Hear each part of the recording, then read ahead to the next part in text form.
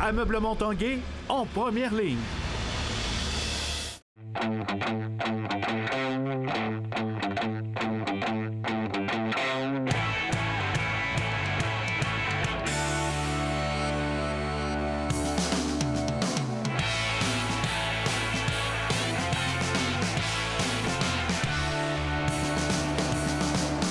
À tous un bon jeudi, bienvenue à l'Esprit sportif, toujours dans l'ambiance du tournoi international de hockey Pee-Wee au Centre Vidéotron.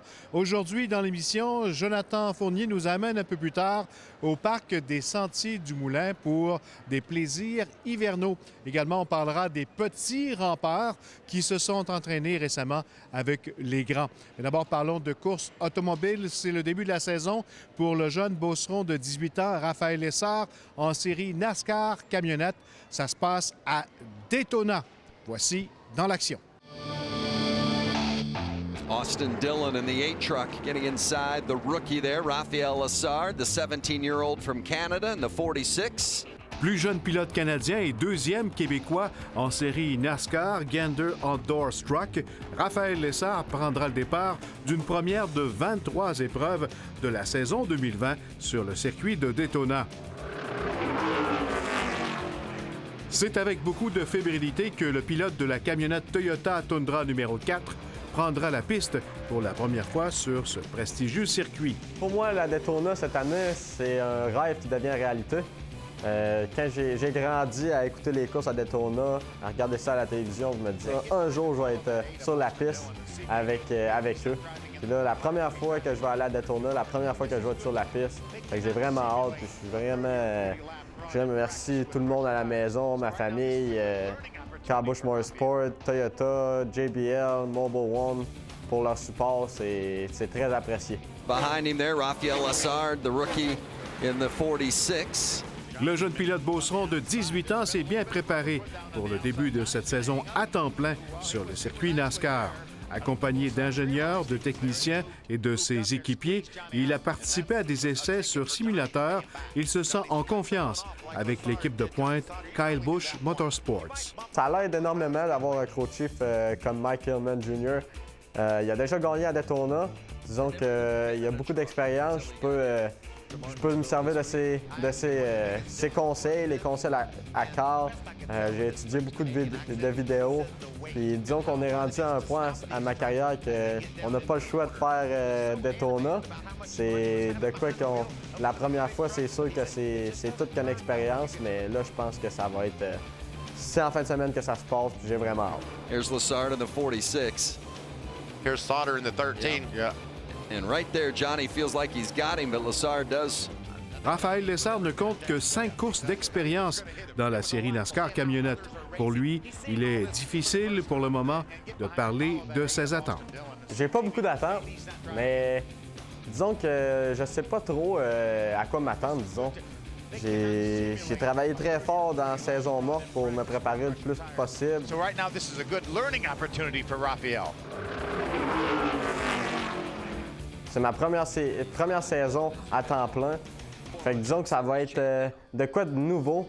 Je sais pas trop à quoi m'attendre, mais je pense que si je donne mon 110 % toutes les fois que je suis sur la piste puis que je donne tout mon focus, je pense qu'on va être très bon, les résultats vont suivre. Puis j'ai une bonne équipe derrière moi.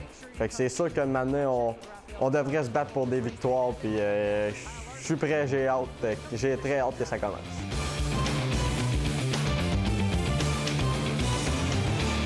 Maintenant, du côté du tournoi international de hockey Pee-Wee, les gens de Québec surveilleront particulièrement au cours de la fin de semaine le match des Petits Nordiques, c'est dimanche après-midi, mais également celui des Petits Remparts, samedi 13h contre la Croatie. Les Petits Remparts qui ont le plaisir de s'entraîner avec les grands il y a quelques jours.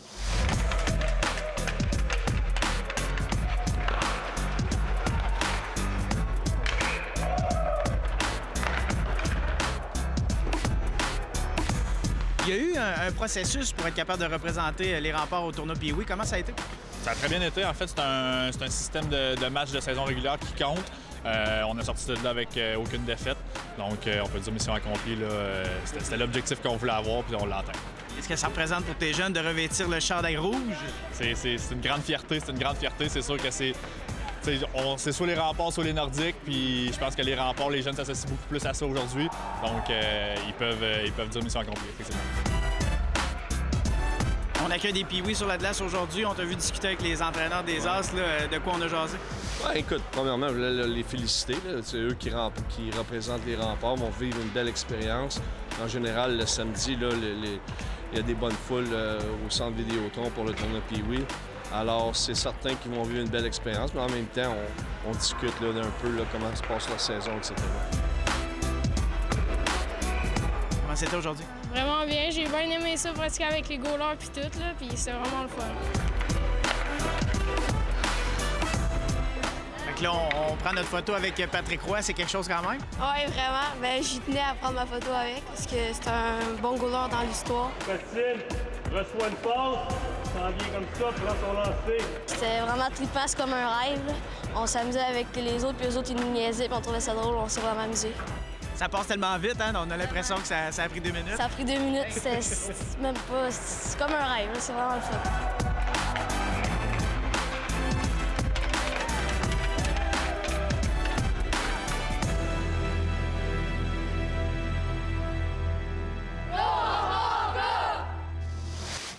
Après la pause, les plaisirs hivernaux des Sentiers du Moulin.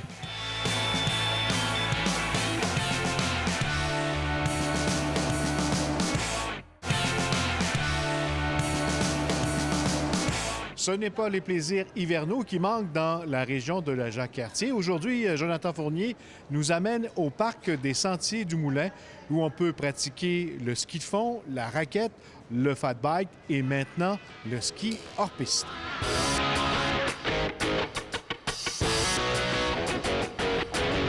Hugues Fournel, bienvenue à l'Esprit sportif. Merci, je suis bien content que vous soyez ici.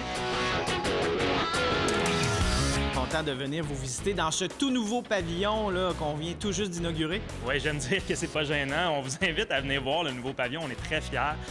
Et ça a été un travail de longue haleine, mais enfin, en 2020, on l'a inauguré juste avant la saison hivernale. C'était un besoin criant depuis quelques années d'avoir un endroit bon pour s'asseoir, relaxer, manger, s'abreuver. Absolument. On répond vraiment à un besoin avec le nouveau chalet, mais aussi avec nos opérations à l'extérieur. La raison pour qu'on remplit le chalet, c'est qu'on répond à un besoin plein air qu'on a ici au Lac-Beauport, mais au sein de la grande région de Québec. Dans la MRC aussi, on est poussé à pousser le plein air à tous les usagers. Puis on a 4 sports. On a le ski de fond, on a le fat bike, on a la raquette et le petit nouveau, le ski hors-piste aussi, dont on en est très fiers. C'est quand même une tendance. Les gens, on sent qu'ils sortent plus de chez eux, qu'ils ont envie de profiter du grand air, qu'ils ont envie de décrocher du quotidien, de vraiment prendre soin d'eux finalement, puis de faire du sport à l'extérieur. Puis on est chanceux, là, vraiment, à 20 minutes de Québec, chez nous, c'est possible de le faire avec une tonne d'activités. Le ski hors-piste, c'est quoi? C'est une montée d'ascension en ski alpin, mais qu'on peut mettre entre guillemets touring. On met des pots de phoque en dessous des skis. On décroche les skis en arrière, fait que c'est des équipements très spécifiques. On en loue ici au Sentier du Moulin aussi. On monte, on fait l'ascension par nous-mêmes en haut de notre montagne à nous. Et après ça, on clip, on enlève les pots et on descend dans un secteur qui a été balisé sécuritairement. On a clairsemé plus que 33 % de la forêt pour que ça soit très sécuritaire. Au niveau des snowboarders, on a des planches divisibles qu'on appelle communément splitboard, où que la planche va vraiment se séparer, puis là, ça va être le même principe. On va refixer l'équipement une fois en haut là, pour faire sa descente. On arrive à la fin, puis si on veut, c'est soit qu'on vient à l'accueil prendre un bon chocolat chaud à la buvette du moulin, ou on remet les pots en dessous des skis, puis on peut remonter pour faire une deuxième ascension et une deuxième descente. De monter tranquillement, de descendre dans leur piste. Il y a ici qu'il y en a, il y a aussi au Parc national de la Jacques-Cartier qui est possible d'en faire.